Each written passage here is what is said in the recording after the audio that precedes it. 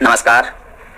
आज अपन पढ़ेंगे राजस्थान की उत्पत्ति, यानी कि राजस्थान का पार्ट नंबर 1 वीडियो पढ़ रहे हैं, जिसमें सबसे पहले राजस्थान की उत्पत्ति के संबंध में बात करते हैं।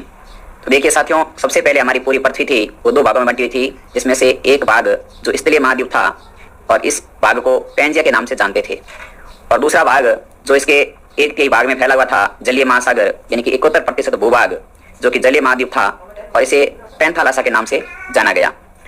लेकिन आज से हजारों साल पहले जो हमारा स्थलीय भाग है पैंजिया, इस पैंजिया में कुछ हलचल हुई और ये पैंजिया 2 भागों में बंट गया, उत्तरी भाग और दक्षिणी भाग। पैंजिया का उत्तरी भाग अंगारालैंड कहलाया तथा पैंजिया का दक्षिणी भाग गोंडवानालैंड कहलाया। और इन अंगारालैंड और गोंडवानालैंड के बीच में जो कुछ जलपट्टी, इनकी कुछ जलीय भाग था, उसका नाम 33 सागर रखा गया, जो कि मैंने आपको दर्शाया गया है। 33 सागर या जलीय भाग ये प्रकार की भूसनति थी। अब हमारा यहाँ से संबंध बनता है कि राजस्थान की उत्पत्ति के संबंध में कौन सा कथन सत्य होगा या कौन सा कथन असत्य होगा। यानी कि 3 प्रकार के जो है भाग, एक तो अंगारालैंड, एक गोंडवानालैंड और एक 33 सागर। राजस्थान का संबंध इन तीनों में से किससे है उसके बारे में बात करते हैं। तो देखिए, सबसे पहले तो मैंने आपको अभी जो समझी बातें उसकी समझी देख लीजिए। तो सबसे पहले अंगारालैंड। अंगारालैंड से देखिए साथ में पैंजिया का उत्तरी भाग है जिसे अंगारालैंड कहा गया, और इस अंगारालैंड से उत्तरी अमेरिका, यूरोप, उत्तरी एशिया का निर्माण हुआ। दूसरा भाग आता है गोंडवानालैंड। इस गोंडवानालैंड से ये पैंजिया का दक्षिणी भाग था और इसे दक्षिणी अमेरिका, अफ्रीका, दक्षिणी एशिया, ऑस्ट्रेलिया तथा अंटार्कटिका महाद्वीप का निर्माण हुआ है। तो कभी कभी हमें क्वेश्चन में पूछा जा सकता है कि दक्षिणी अमेरिका, अफ्रीका, दक्षिणी एशिया, ऑस्ट्रेलिया और अंटार्कटिका जो भाग है, इन सब की उत्पत्ति किस भाग या कौन से भूभाग से हुई है। तो इसकी साथियों राइट आंसर रहेगा गोंडवानालैंड। अगर हमें क्वेश्चन में पूछा जाता कि उत्तरी अमेरिका, यूरोप और उत्तरी एशिया, इसकी उत्पत्ति या इसका निर्माण कौन से भूभाग से हुआ है, तब हम बताते अंगारालैंड। और अंगारालैंड और इस गोंडवानालैंड के मध्य का एक भाग है 33 सागर, और ये एक भूसनति है जो कि अंगारालैंड और गोंडवानालैंड के मध्य स्थित है। कभी कभी पूछा जा सकता है कि 33 सागर क्या है। तो 33 सागर अंगारालैंड और गोंडवानालैंड के मध्य का भाग जो एक प्रकार की विशेष भूसनति के रूप में जाना जाता है। आगे देखिए, अब हम समझते हैं अपने राजस्थान की उत्पत्ति के बारे में, राजस्थान के निर्माण के बारे में। तो सबसे पहले हमारा आज का फर्स्ट टॉपिक है कि राजस्थान का निर्माण कौन से भूभाग से हुआ है। तो साथियों, आपको इसके लिए विशेष नाम याद रखना है राजस्थान के निर्माण के लिए, जीटी। क्या याद रखना है? जीटी। जीटी सबसे अपने ट्रिक है कि राजस्थान का निर्माण जीटी से हुआ है। किससे हुआ है? राजस्थान का निर्माण जीटी से हुआ है। जी का मतलब है यहाँ पर गोंडवानालैंड और ए का मतलब है 33 सागर, यानी कि राजस्थान के निर्माण में गोंडवानालैंड और 33 सागर का विशेष योगदान है। तो पहला क्वेश्चन यहीं से यही बन जाता है कि कौन सा कथन सत्य है, जिसमें लिखा था कि राजस्थान का निर्माण गोंडवानालैंड प्लस अंगारालैंड से हुआ है, राजस्थान का निर्माण केवल गोंडवानालैंड से हुआ है, राजस्थान का निर्माण केवल अंगारालैंड से हुआ है, या राजस्थान का निर्माण अंगारालैंड प्लस 33 सागर से हुआ है, या ऑप्शन दे सकता है गोंडवानालैंड प्लस 33 सागर। तो अपने को विशेष ध्यान रखना है कि हमारे को क्वेश्चन क्या पूछ रहा है। तो पहला क्वेश्चन सीधा यहीं से बन जाता है कि राजस्थान का निर्माण है वो जीटी से हुआ है। जीटी का मतलब है, जी का मतलब यहाँ गोंडवानालैंड और टी का मतलब है 33 सागर। लेकिन इसमें भी हमें क्वेश्चन ये बन सकते हैं कि राजस्थान का कौन सा भाग है जो गोंडवानालैंड का अवशेष है और कौन सा भाग है जो 33 सागर का अवशेष है। तो देखिए साथियों, तो राजस्थान का अरावली पर्वतीय प्रदेश और हाड़ौती प्रदेश है, ये दोनों है गोंडवानालैंड के भाग। गोंडवानालैंड के भाग है अरावली और हाड़ौती, यानी कि जो राजस्थान में पर्वतीय प्रदेश है उनमें अवशेष माना जाता है गोंडवानालैंड का। पर्वतीय प्रदेश के अंदर एक अरावली और एक हाड़ौती आता है। और साथियों, अपने राजस्थान में बात करें तो जो मरुस्थल है हमारा राजस्थान का, जो मरुस्थल और जो हमारे राजस्थान के उत्तर पूर्वी मैदानी भाग है, उसका निर्माण 33 सागर से हुआ है। तो यहाँ से विशेष पॉइंट ध्यान रखें कि राजस्थान के मरुस्थल का निर्माण और राजस्थान के मैदानों का निर्माण कौन से भूभाग से हुआ है। तो इसके लिए संबंध रहेगा 33 सागर। अगर हमें पूछा जाता कि अरावली तथा हाड़ौती का निर्माण कौन से भूभाग से, इसका संबंध किससे है, तो इसका संबंध है गोंडवानालैंड से। और यहाँ से 2 क्वेश्चन और बनते हैं, इंपोर्टेंट फैक्ट बनते हैं, 2 क्वेश्चन बनते हैं साथियों, ध्यान रखें। 2 क्वेश्चन बनते हैं कि राजस्थान का सबसे प्राचीनतम भौतिक प्रदेश या भौगोलिक प्रदेश कौन सा है। राजस्थान का सबसे प्राचीनतम या भौगोलिक प्रदेश कौन सा है, तो अपने को बताना है अरावली। अगर आपको पूछे कि राजस्थान का सबसे नवीनतम भौतिक प्रदेश कौन सा है, तो अपने को बताना है मैदानी भाग, पूर्वी मैदानी भाग। यानी कि यहाँ से 2 इंपोर्टेंट क्वेश्चन जो कि हर बार एग्जाम में आते हैं। राजस्थान का क्या साथियों, भारत का भी पूछे अगर बहुत प्राचीनतम भौतिक प्रदेश, तो उसमें अरावली शामिल है, लेकिन राजस्थान के संबंध पूछा जाता है राजस्थान का सबसे प्राचीनतम भौतिक प्रदेश कौन सा है, तब आपको बताना है यहाँ पर वो बताना है अरावली को। और अगर आपको पूछे कि राजस्थान का नवीनतम भौगोलिक प्रदेश कौन सा है, तब आपको बताना है मैदान को। ये ध्यान रखना विशेष पॉइंट। इसके बाद देखिए अगला हमारा पॉइंट है कि जो अरावली और हाड़ौती का प्रदेश है, ये राजस्थान भारत के संबंध में पूछा जाता है कभी कभी कि हमें भारत के संबंध पूछता है कि अरावली और हाड़ौती भारत के कौन से प्रायद्वीपीय पठार का हिस्सा है, यानी कि कौन से भाग का हिस्सा है। अरावली और हाड़ौती भारत के कौन से भौगोलिक भाग का हिस्सा है, तो प्रायद्वीपीय पठार का हिस्सा है। भारत के जो प्रायद्वीपीय पठार है उनका हिस्सा है अरावली और हाड़ौती। जबकि आपको पूछे कि भारत के जो उत्तरी विशाल मैदान है इसका हिस्सा कौन सा है, तो जो राजस्थान का मरुस्थल और मैदानी भाग है इसके साथ भारत का उत्तर के विशाल मैदान का हिस्सा माना गया है। यानी कि जो हमारा राजस्थान का कौन सा भाग मरुस्थल और मैदानी भाग है, इनको साथियों राजस्थान का जो मरुस्थल और मैदानी भाग है इसको उत्तर के विशाल मैदान का हिस्सा माना है। भारत के अंदर भौगोलिक प्रदेश पढ़ेंगे तो उसमें आपको मिलेगा प्रायद्वीपीय पठारी भाग और उत्तर के विशाल मैदान। तो प्रायद्वीपीय पठारी भाग के अंदर तो आपको अरावली और हाड़ौती को याद रखना है राजस्थान का, और उत्तर के विशाल मैदान में राजस्थान का मरुस्थल और मैदानी भाग को इसका हिस्सा याद रखना है। तो ये राजस्थान के निर्माण के संबंध में एक छोटा सा पॉइंट था। इसके बाद अपन पढ़ते हैं अगला पॉइंट, जिसमें पढ़ते हैं राजस्थान की स्थिति एवं विस्तार, यानी कि हमारे राजस्थान की स्थिति क्या है और इसका विस्तार कहां से कहां तक है, इसकी आकृति कैसी है, कौन से अक्षांशों के मध्य स्थित है, कौन से देशांतरों के मध्य स्थित है। तो राजस्थान की स्थिति में हम पढ़ेंगे साथियों इंपोर्टेंट पॉइंट, राजस्थान की जब स्थिति पढ़ेंगे तो स्थिति में हमें पढ़ना है राजस्थान के अक्षांशीय विस्तार और राजस्थान के देशांतरीय विस्तार। जबकि हम दूसरा पॉइंट पढ़ेंगे राजस्थान का विस्तार, तो विस्तार के अंदर हमें क्षेत्रफल पढ़ना है, राजस्थान की आकृति पढ़नी है और राजस्थान की सीमाएं पढ़नी है। तो सबसे पहले अभी हम पढ़ते हैं पहला पॉइंट हमारा कि राजस्थान की स्थिति, इनकी राजस्थान की स्थिति क्या है। स्थिति के बारे में बात करें तो देखिएगा राजस्थान की स्थिति में हम दो पॉइंट पढ़ेंगे, एक तो राजस्थान की अक्षांशीय स्थिति और एक राजस्थान की देशांतरीय स्थिति। अगर हम अक्षांश में बात करें तो देखिए साथियों हमारा जो ये पूरा है ग्लोब है या पूरी पृथ्वी की माने तो पूरी पृथ्वी के अंदर जो भूमध्य रेखा है इस भूमध्य रेखा के उत्तरी गोलार्ध में स्थित है। तो राजस्थान ग्लोब के अंदर उत्तरी गोलार्ध में स्थित है। दूसरा देशांतर के हिसाब से देखें तो राजस्थान पूरे ग्लोब के अंदर पूर्वी गोलार्ध में स्थित है। तो राजस्थान की स्थिति की बात करें यहाँ से ग्लोब के हिसाब से तो राजस्थान उत्तरी पूर्वी गोलार्ध में स्थित है। तो कॉमन शब्द यहाँ से याद रखना है उत्तरी पूर्वी, यानी राजस्थान की स्थिति कौन सी है ग्लोब के अंदर, तो ग्लोब में राजस्थान की स्थिति है उत्तरी पूर्वी गोलार्ध। कौन सी, उत्तरी पूर्वी गोलार्ध। ठीक है, इसके बाद देखिए अपन एक एक पॉइंट की बात करते हैं कि अक्षांश में क्या है, देशांतर में क्या है, सबकी बात करते हैं।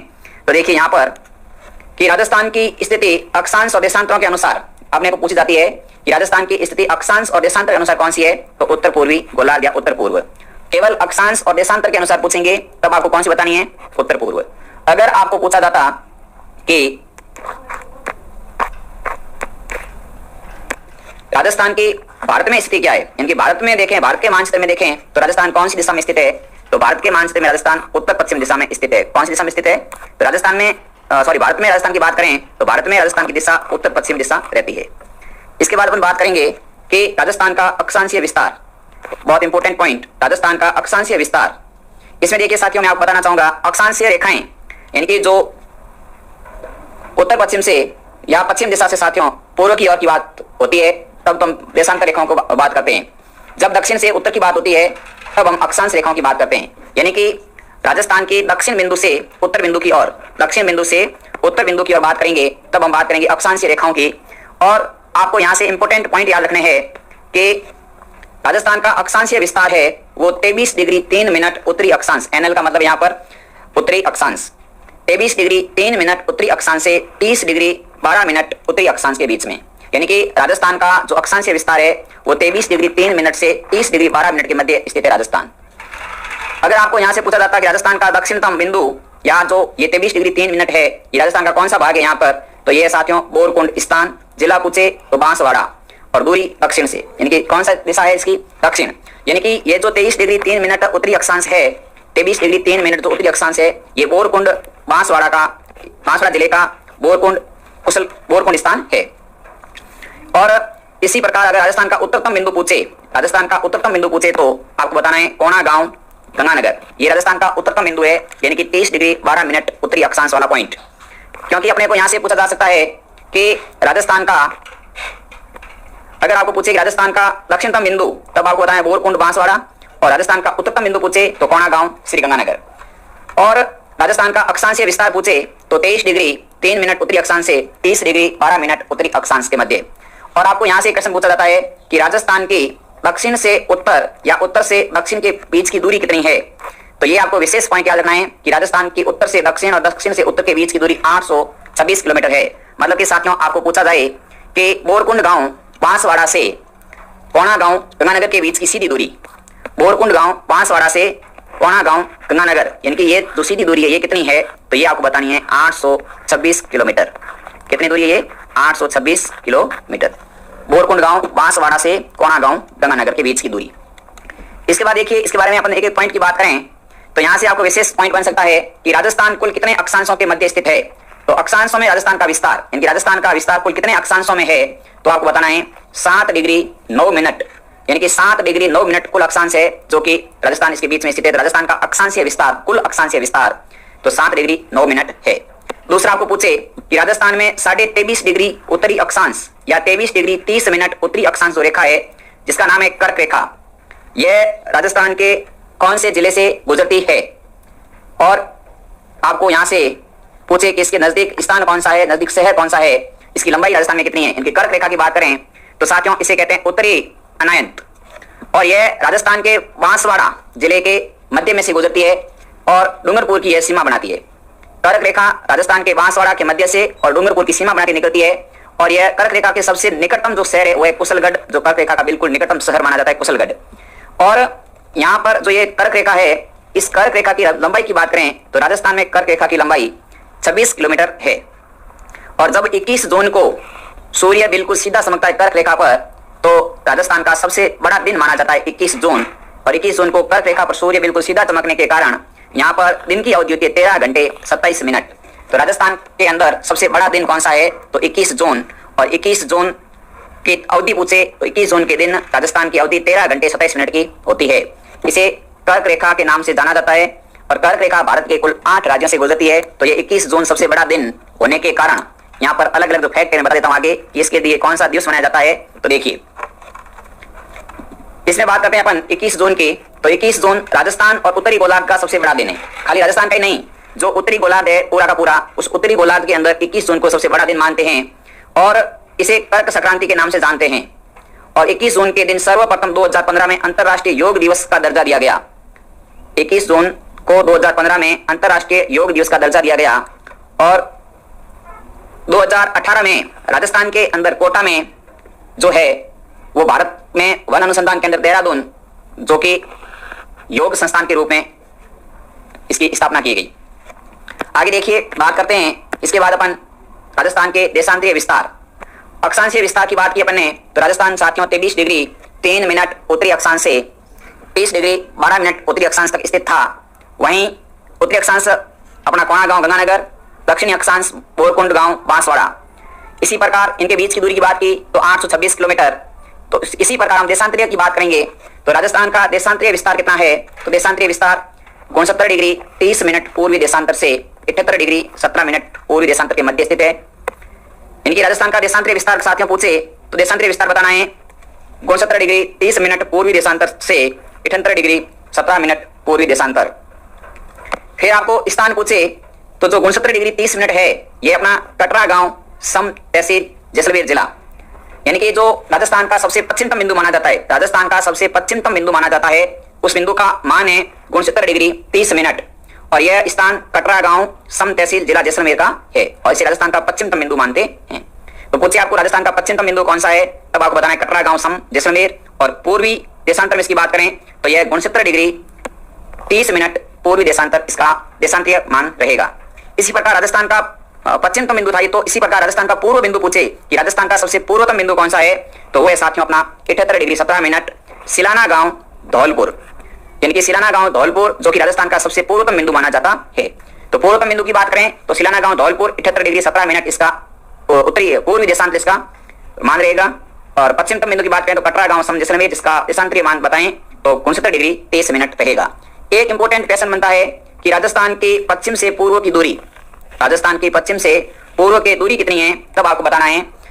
पश्चिम से पूर्व की दूरी की बात की जाए तब साथियों आपको बतानी है 869 किलोमीटर। कितनी बतानी है 869 किलोमीटर पश्चिम से पूर्व के बीच की दूरी। ये तो है आपका पूर्वतम बिंदु सिलाना गांव, इसे पूर्वतम बिंदु भी कहते हैं। और पश्चिमतम बिंदु की बात करेंगे तो पश्चिमतम बिंदु रहेगा आपका कटरा गांव। और उत्तरतम बिंदु की बात करते हैं तो उत्तरतम बिंदु आपका अभी में पड़ा था कोणा गांव। और दक्षिणतम बिंदु की बात करेंगे तब आपने अभी पढ़ा था बोरकुंड गांव। ये 4 गांव राजस्थान के चारों कोनों में स्थित है। और अगर आपको पूछे कि इस कोणा गांव से बोरकुंड गांव के बीच की दूरी कितनी, तब आपको बतानी है 826 किलोमीटर। अगर आपको पूछे कि इस कटरा गांव से सिलाना गांव के बीच की दूरी कितनी, तब आपको बतानी है 869 किलोमीटर। यहाँ पर आपका पौना गांव का जो अक्षांशीय विस्तार है वो आपका रहेगा 23 डिग्री 12 मिनट उत्तरी अक्षांश, और बोरकुंड गांव बांसवाड़ा का पूछेंगे तो 23 डिग्री 3 मिनट उत्तरी अक्षांश रहेगा। पूर्वतम बिंदु सिलाना गांव का पूछेगा, पूर्वतम बिंदु का तब आपको बताना है 78 डिग्री 17 मिनट पूर्वी देशांतर, और पश्चिम बिंदु कटरा गांव का पूछे तब आपको बताना है 69 डिग्री 30 मिनट पूर्वी देशांतर। ये पॉइंट है जो कि अक्षांशीय और देशांतरीय विस्तार को लेकर के थे। आगे देखिए, अगले कुछ इंपोर्टेंट फैक्ट यहाँ भी आपको पूछे जाते हैं कि राजस्थान का कुल देशांतरीय विस्तार कितना है। राजस्थान का कुल देशांतरीय विस्तार कितना है, तो आपको बताना है 8 डिग्री 47 मिनट। राजस्थान का कुल देशांतरीय विस्तार कितना है, तब आपको बताना है 8 डिग्री 47 मिनट। और अगर आपको पूछा जाता कि राजस्थान का कुल अक्षांशीय विस्तार कितना है, तब आपको बताना था 7 डिग्री 9 मिनट। अक्षांशीय है 7 डिग्री 9 मिनट और देशांतरीय 8 डिग्री 47 मिनट। देशांतरीय विस्तार ज्यादा है, अक्षांशीय विस्तार कम है। फिर आपको एक इंपोर्टेंट फैक्ट के रूप में पॉइंट पूछा जाता है, राजस्थान का मध्य गांव कौन सा है, मिड विलेज कौन सा है। तो मध्य गांव पूछे तब आपको बताना है साथियों लापोलाई। लापोलाई गांव ये भी नागौर में ही है, और जिला पूछे तब आपको बताना है नागौर।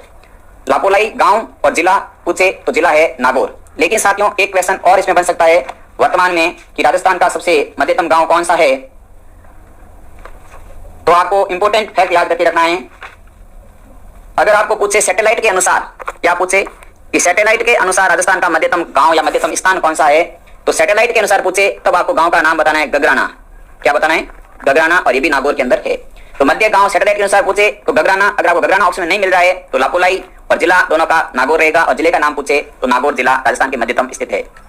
क्योंकि यहाँ पर देखो लिखा हुआ है अगला पॉइंट कि सैटेलाइट के अनुसार राजस्थान का मध्यतम गांव कौन सा माना जाता है, तो वो माना जाता है गगराना। कौन सा गांव, गगराना, और ये भी नागौर में है। फिर आपको पूछा जाता है देशांतर रेखाओं को समय एवं तिथि रेखा भी कहते हैं। यानी कि राजस्थान के जो समय और तिथि का निर्धारण किया जाता है कौन सी रेखाओं द्वारा किया जाता है, तो वो देशांतर रेखाओं द्वारा किया जाता है। और यहां से आपको याद रखना है कि एक देशांतर को पार करने में 4 मिनट का समय लगता है। 1 डिग्री देशांतर, कितने डिग्री देशांतर, 1 डिग्री देशांतर पार करने में 4 मिनट का समय लगता है। जबकि आपको पूछे कि 1 मिनट देशांतर को पार करने में कितना समय लगता है, तो 1 मिनट देशांतर को पार करने में 4 सेकंड का समय लगता है। और इसी प्रकार अगर हमें पूछे कि राजस्थान के पश्चिमतम बिंदु कटरा गांव से पूर्वतम बिंदु सिलाना गांव तक जाने में समय का अंतर कितना आता है, तो धौलपुर से जब हम जैसलमेर की ओर आते हैं या जाते हैं तो हमें समय के अंतराल में 35 मिनट 8 सेकंड का अंतर देखने को मिलता है। तब हमें समय के अंदर 35 मिनट 8 सेकंड का अंतराल पाया जाता है धौलपुर और जैसलमेर के समय का। यानी कि धौलपुर के अंदर, धौलपुर पूर्व में है तो धौलपुर में सूर्य पहले उदय होगा, जबकि 35 मिनट 8 सेकंड बाद जैसलमेर में सूर्योदय होता है। इसके बाद देखिए अगला पॉइंट आता है राजस्थान का विस्तार। स्थिति के बाद में दूसरा पॉइंट पढ़ते हैं राजस्थान का विस्तार, और विस्तार में हम पहला पॉइंट पढ़ते हैं राजस्थान का क्षेत्रफल। और क्षेत्रफल में साथ हमें 2 आंकड़े याद रखने हैं। क्षेत्रफल अगर हमें किलोमीटर स्क्वायर में पूछ रहा है तब हमें याद रखना है 34/39 को। इसको याद करना है 34/39। इसका शॉर्टकट नाम करें आप, टिक बनाए, एक 34 नाम की बाई है उसका 39, 34/39। तो अगर आपको पूछे कि राजस्थान का क्षेत्रफल किलोमीटर में कितना है, तो 3,42,239 किलोमीटर है। जबकि आपको पूछे कि राजस्थान का क्षेत्रफल मील में कितना है, तब आपको बताना है 1,32,139 मील। मील में कितना है, तब आपको बताना है 1,32,039 मील। जबकि किलोमीटर में पूछे तो 3,42,239 किलोमीटर। ये राजस्थान के क्षेत्रफल के 2 इंपोर्टेंट आंकड़े हैं, मील के और किलोमीटर के, जो फैक्ट हमेशा फैक्चुअल क्वेश्चन के रूप में रहते हैं, इसमें कोई डाउट नहीं रखना है। ठीक है, इसके बाद देखिए अपने इंपोर्टेंट फैक्ट में अगली बात करते हैं अपन। तो देश के कुल क्षेत्रफल का राजस्थान के पास में कितना योगदान है, राजस्थान के पास में कितना क्षेत्रफल है जो देश के अंदर कुल क्षेत्रफल का भाग रखता है। तो भारत के कुल क्षेत्रफल का 10.41% भाग राजस्थान अकेला रखता है। कितना भाग रखता है, तो 10.41% भाग रखता है। और फिर आपको पूछा जाए कि क्षेत्रफल की दृष्टि से राजस्थान सबसे स्थान कौन सा है देश के अंदर, तो क्षेत्रफल की दृष्टि से अनुसार आपको पूछे तो पहला स्थान है अपना राजस्थान का। क्षेत्रफल की दृष्टि के अनुसार राजस्थान पहला राज्य है भारत का, इनकी सबसे अधिक क्षेत्रफल है राजस्थान का। इसके बाद में अपने को पूछा जाता है कब ये तारीख पूछे, तो 1 नवंबर 2000 की रिपोर्ट है, उसके अनुसार ये बताया गया है। इससे पहले जब राजस्थान का यूपी के अंदर भी बात की थी, वहां जिलों का बंटवारा हो गया राज्यों के अंदर, तो इससे पहले नहीं था। लेकिन 1 नवंबर 2000 के बाद में राजस्थान का पहला स्थान है क्षेत्रफल के हिसाब से। अब आपको यहाँ से कुछ इंपोर्टेंट फैक्ट याद रखने हैं राजस्थान के जिलों के बारे में। तो राजस्थान के क्षेत्रफल के हिसाब से इंपोर्टेंट जिले पूछे जाते हैं कि बड़े जिले कौन से हैं। तो बड़े जिलों के लिए आपको याद करना है JBBJ, और छोटे जिलों के लिए आपको 3 बार डीपी चेंज करनी है। छोटे जिलों के लिए आपको 3 बार डीपी चेंज करनी है, और बड़े जिलों के लिए आपको JBBJ का नारा देना है, JBBJ। तो राजस्थान के 4 बड़े जिले JBBJ में पहला J आता है जैसलमेर, दूसरा B आएगा बीकानेर, फिर B का मतलब है बाड़मेर, और फिर J का मतलब है जोधपुर। यानी कि राजस्थान के सबसे बड़े जिले बड़े जिलों में पहला जिला सबसे अधिक बड़ा या सबसे इंपॉर्टेंट जैसलमेर। जैसलमेर के बाद में दूसरा जैसलमेर से छोटा जिला आता है जस्ट बीकानेर। बीकानेर से थोड़ा छोटा है बाड़मेर, और बाड़मेर के बाद में आता है जोधपुर। आपको जैसलमेर के फैक्ट याद करने हो तो जैसलमेर जिले का क्षेत्रफल है आपके पास वो है 38,401 किलोमीटर स्क्वायर। जैसलमेर जिले का क्षेत्रफल कितना है तो 38,401 किलोमीटर।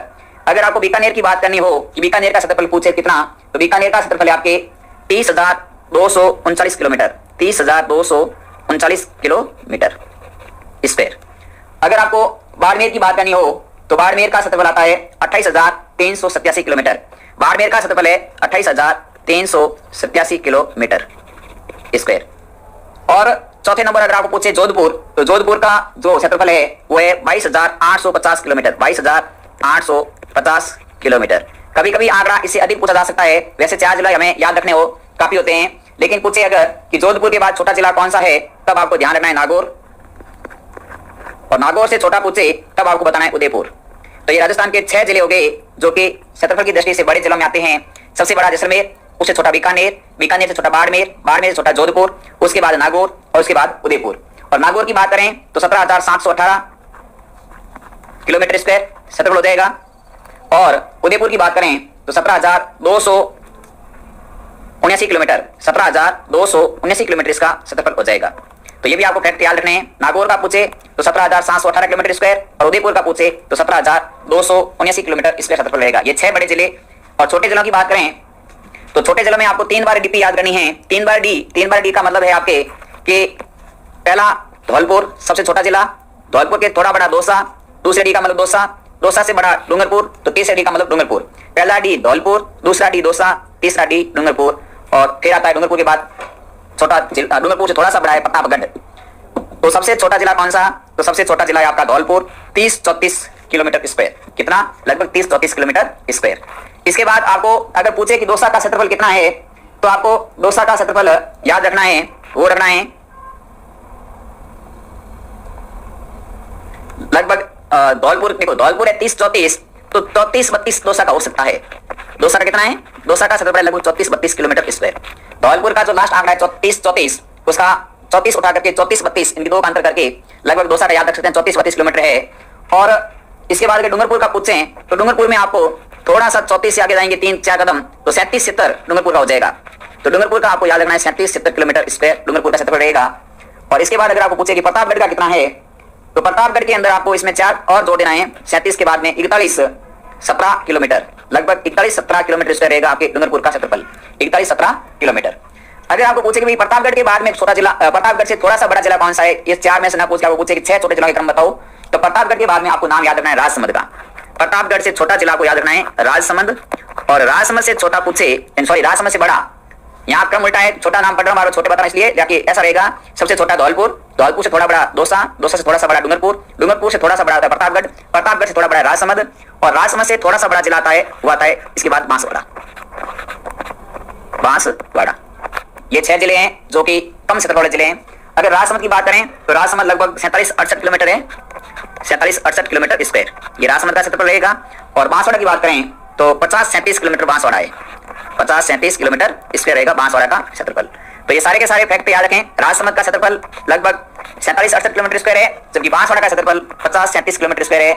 और इसे थोड़ा सा कम प्रतापगढ़ का है 41-17 किलोमीटर, डूंगरपुर का है 37-70 किलोमीटर, और दौसा का है 34-32 किलोमीटर स्क्वायर। तो ये फाइल जो आपके सामने अभी चल रही है स्लाइड, इससे आपके क्रम पूछे जा सकते हैं कि बढ़ते क्रम के जिले कौन से हैं या घटते क्रम के जिले कौन से हैं, आरोही क्रम या अवरोही क्रम के रूप में प्रश्न बनता है, तो इन स्लाइड से बाहर नहीं जाएगा।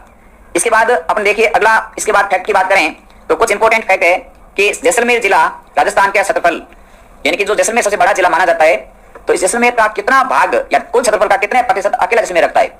जो राजस्थान का क्षेत्रफल है उसको अगर अपन 100% माने तो 100% में से कितना भाग है जो जैसलमेर अकेला रखता है, तो वो रखता है 11.22%। यानी कि आपको पूछे 10% से अधिक क्षेत्रफल वाला जिला कौन सा है, तब आपको बताना है जैसलमेर। राजस्थान के कुल क्षेत्रफल से 10% से अधिक क्षेत्रफल रखने वाले जिले कौन से हैं, तो केवल एक जैसलमेर। दूसरा पूछे आपको कि धौलपुर जिले के पास में कुल क्षेत्रफल का कितना योगदान है, तो धौलपुर 1% से कम है, यानी कि लगभग 0.89% भाग रखता है। तो आपको यहां से दूसरा प्रश्न बनता है कि 1% से कम क्षेत्रफल रखने वाला जिला कौन सा है, तो राजस्थान का जिला है धौलपुर। ये केवल राजस्थान के संदर्भ में बात हो रही है यहाँ। तो आपको यहाँ से याद रखना है सबसे बड़ा जिला जैसलमेर और सबसे छोटा जिला धौलपुर। और इन दोनों का अंतर पूछे तो जैसलमेर जिला है वो धौलपुर जिले से 12.67 गुना बड़ा है, यानी कि धौलपुर के क्षेत्रफल को 12.66 से गुणा करेंगे तो जैसलमेर का क्षेत्रफल आएगा। तो आपको अंतराल पूछे, दोनों के क्षेत्रफल का अंतर पूछे तो 12.6 गुना अंतर है दोनों के जिलों के अंदर, धौलपुर और जैसलमेर में। ठीक है, इसके बाद अपनी अगली आती है राजस्थान की आकृति। और आकृति की बात करें तो आप सभी को पता है कि राजस्थान की आकृति सबने याद कर रखी है, रोम्बस या विषम कोणीय चतुर्भुजाकार।